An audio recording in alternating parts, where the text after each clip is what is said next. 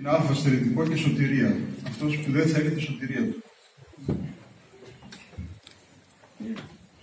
Παρ' όλα αυτά, η Εκκλησία, βλέπετε, αρχίζει να μας προετοιμάζει σιγά σιγά. Μπήκαμε στο τριώδιο την προηγούμενη Κυριακή, τελών και Φαρισαίων, σήμερα του Ασώτου, απόκριση της Τυριννίας, καθαρά Δευτέρα και προχωράμε. Όλη αυτή η περίοδος, μέχρι το Πάσχα, είναι 70 μέρες. Μέχρι και το Πάσχα. Από την Κυριακή του τελών και Φαρισαίων. Και από το Πάσχα μέχρι την Πεντηκοστή είναι άλλες 50 μέρες. Σύνολο 120 μέρες. Δηλαδή 4 μήνες είναι αφιερωμένοι στον κύκλο αυτό του Πάσχα και όλων αυτών των εορτών, αλλά ιδιαίτερα φυσικά του Πάσχα. Δίνει ιδιαίτερη βαρύτητα η Εκκλησία μας αυτές τις Άγιες ημέρες. Όλα είναι όμορφα, όλα είναι ωραία, λαμπρές οι ακολουθίες, ευχάριστες και μας προτρέπουν για μετάνοια, εσωτηρία και αγιασμό.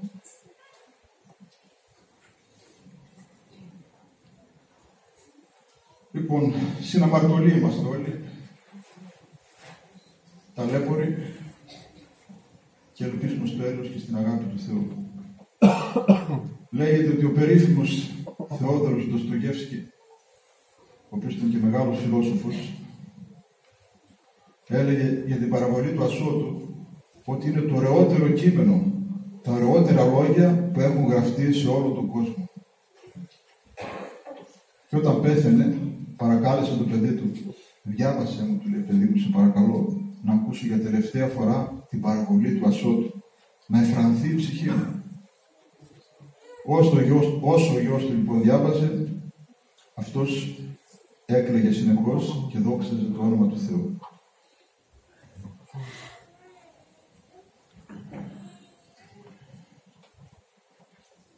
Αυτή η παραβολή του Ασώτου θέλει να μας υπενθυμίσει τη μεγάλη σημασία της μετάνοιας και της συγγνώμης. Ο Άσωτος Υιός έφυγε από τον πατέρα του και από το σπίτι του και είναι ένας αμαρτωλός. Όπως ο αμαρτωλός που φεύγει από τη σκέπη του Θεού και από το σπίτι του Θεού. Η κατάντια στην οποία έφτασε ο Άσωτος Υιός, πεινασμένος, γυμνός, είναι η κατάντια που περιμένει τον καθένα που φεύγει μακριά από τον Θεό και την Εκκλησία. Μιλάμε για την πνευματική κατάντια. Τι μας λέει λοιπόν η παραβολή? Εν ολίγης, ένας πατέρας πλούσιος είχε 2 γιους. Ο ένας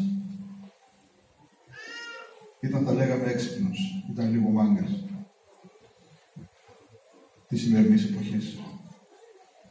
Και πήγε μια μέρα στον πατέρα του και του λέει, πατέρα, τι να το κάνω εγώ να περιμένω να πεθάνεις για να σε κληρονομήσω? Τότε θα έχω γεράσει κι εγώ, τι να τα κάνω τότε? Χάρισμά σου, του λέει τότε. Αν θέλεις, δώστε τα μου τώρα. Ώστε να μπορέσω κι εγώ να κάνω τι θέλω, ό,τι μου αρέσει και να χαρώ τα χρήματα. Ο πατέρας του φέρθηκε με καλοσύνη και το μοίρασε. Τα μισά σε αυτόν, τα άλλα μισά στον άλλο γιο του, ο οποίος έμεινε όμως μαζί του, δεν έφυγε από το σπίτι.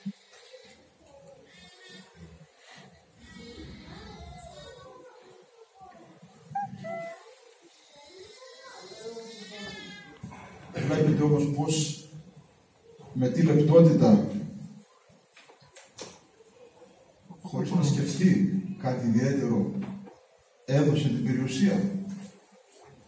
Γιατί την έδωσε έτσι? Χωρίς, τι δεν ήξερε μήπως ότι θα τα κατασπαταλήσει? Ήξερε ποιον είχε γιο. Το ήξερε. Ήξερε τι δρόμο θα πάρει. Αλλά ήθελε να δείξει με αυτόν τον τρόπο πόσο πολύ τον αγαπάει. Ήθελε να δείξει ότι δεν αγαπάει την περιουσία του, αλλά αγαπάει το παιδί του πάνω απ' όλα. Του δίνει τα πάντα μολονότι εκείνο βαδίζει στον δρόμο της καταστροφής.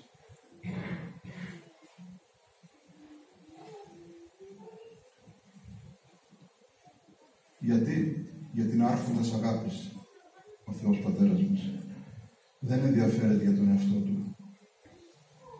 Ενδιαφέρεται να σώσει το παιδί του. Αυτό βρίσκεται στο σκοπό της ζωής του. Δεν τον ενδιαφέρει τι θα πει ο κόσμος, όπως ενδιαφέρει τόσο πολύ εμάς για το πώς θα χαρακτηρίσουν το παιδί μας. Δεν τον ενδιαφέρει αν θα χάσει το κύρος του. Αν παρουσιαστεί πατέρας αποτυχημένος. Η αγάπη του πατέρα πάει πιο μακριά από ό,τι μπορεί να πάει η κρίση του κόσμου ή η ανταρσία του γιου.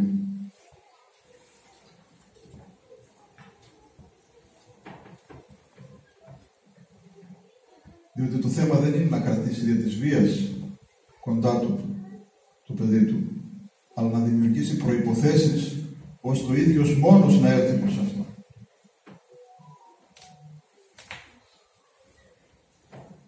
Και όταν λοιπόν επιστρέφει ο άσωτος Υιός, εκείνη τη στιγμή ομολογεί το λάθος του και σιωπά. Δεν μπορεί να συνεχίσει. Τα χάνει ο γιος με το χήμαρο της αγάπης του πατέρα, ο οποίος τον διαλύει. Και το λόγο παίρνει ο πατέρας που μιλά ξεκάθαρα με σιωπή. Δεν λέει στο παιδί του για τον εαυτό του. Ούτε αν πόνεσε, ούτε πόσο πόνεσε όταν έφυγε. Ούτε πόσο χαίρεται τώρα που γύρισε. Ούτε το μαλώνει για να δικαιώσει τον εαυτό του. Αυτά δεν λέγονται. Διότι η μυσταγωγία της σχέσης ιερουργείται σε χώρο βαθιάς σιωπής. Αυτός είναι ο Θεός Πατέρας μας και εμείς να παραδειγματιζόμαστε από τη στάση του αυτή, να υπερισχύει πραγματική αγάπη και για τα παιδιά μας, αλλά και για όλους γύρω μας, όπως ο Θεός μας αγαπάει και όπως θέλει τη δική μας σωτηρία. Αυτό είναι το ένα μέρος. Μετανόησε ο άσωτος Υιός, διότι ήξερε ότι είχε ένα πατέρα που τον αγαπούσε και τον περίμενε. Και εμάς μας περιμένει έξω από την πόρτα της καρδιάς μας να του ανοίξουμε την πόρτα. Ο σύρτης είναι από μέσα. Εμείς θα ανοίξουμε. Αν το ανοίξουμε, θα μπει και θα μας χαρίσει την ευλογία του και τα ελέη του.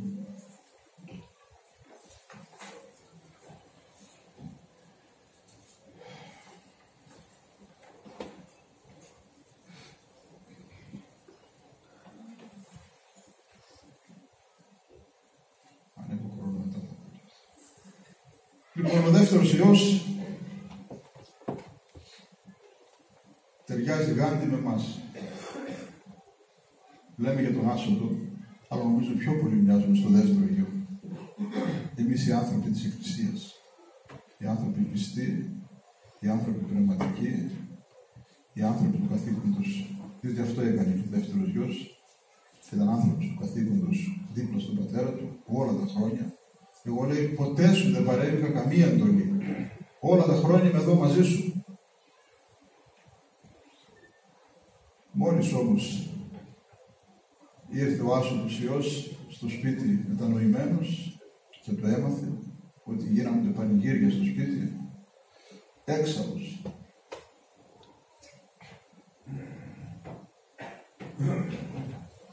Τι είναι αυτά τα πράγματα? Αυτός που μας έφαγε όλη την περιουσία τώρα έρχεται πάλι εδώ μέσα στα πόδια μας να μας τα κάνει άνω κάτω όλα.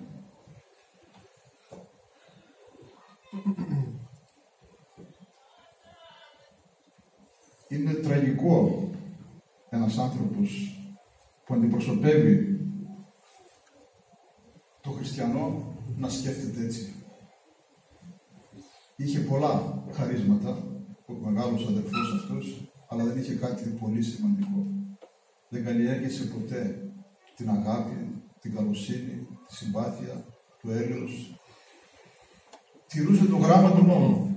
Ερχόταν στην εκκλησία, προσευχόταν, νίστευε, κοινωνούσε, ξεμολογιόταν, την καρδιά του δεν την άγγιξε πραγματικά η χάρις του Θεού. Αλλά αυτός ήταν άνθρωπος του Θεού, αφιερωμένος. Κάποιος αυτόν, κάποιος μάλλον, και του λέει: έχω έναν καρδιακό φίλο, ο οποίος έχει καρκίνο και οι μέρες του είναι μετρημένες.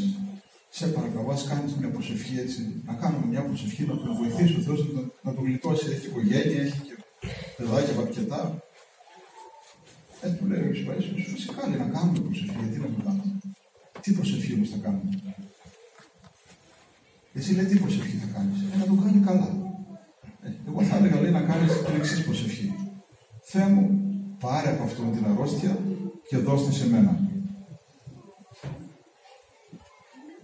Μόλις το άκουσε, τραβήχτηκε πίσω. Του λέει ο Πατήρ Παΐσιος: καλά, του λέει, εντάξει, δεν το θέλεις όλο αυτό.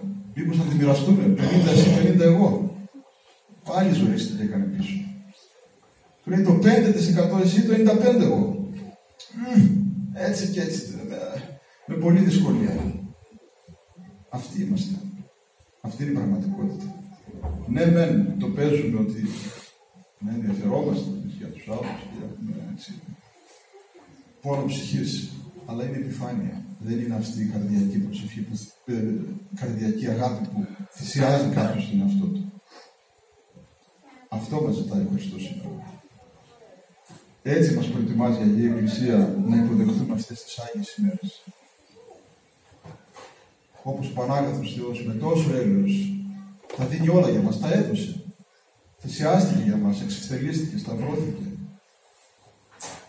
Εμείς μέχρι εκεί που μας βολεύει, μέχρι εκεί που μας παίρνει. Είναι ένα σημάδι που δείχνει την πνευματική μας κατάσταση. Δυστυχώς. Είμαστε και άσωτοι και ταλέποροι.